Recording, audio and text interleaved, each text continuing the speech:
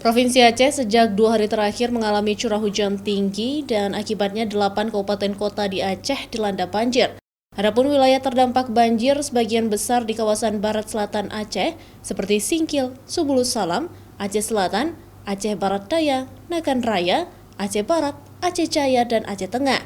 Menurut data dari BPBD setempat, banjir hanya bertahan sehari, sebab per hari ini air sudah mulai berangsur surut. Meski tidak ada pengungsi, namun rata-rata ketinggian air mencapai 50 cm hingga 1 meter. Adapun kabupaten yang terdampak banjir paling parah adalah Aceh Jaya. Banjir melanda 6 kecamatan di 23 desa di sana. Warga Aceh Jaya sempat mengungsi sementara karena ketinggian air pada sore kemarin naik hingga 1 meter. Namun per hari ini air sudah mulai berangsur surut. Begitu juga dengan kabupaten lainnya, karena air sudah mulai surut, warga sudah kembali beraktivitas. Namun pihak BPBA Aceh menghimbau warga agar berhati-hati jika banjir bandang terjadi dan juga segera mengungsi ke daerah yang lebih tinggi.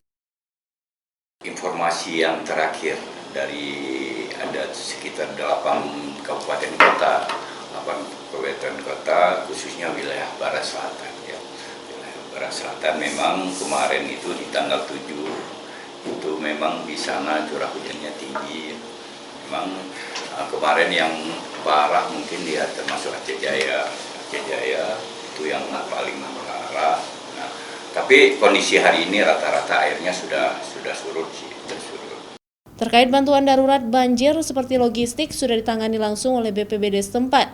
Namun, jika tim reaksi cepat tanggap bencana membutuhkan alat evakuasi warga, BPBA siap mengirimkan armada itu dalam waktu yang cepat. Nova Misdayanti, Kompas TV, Banda Aceh.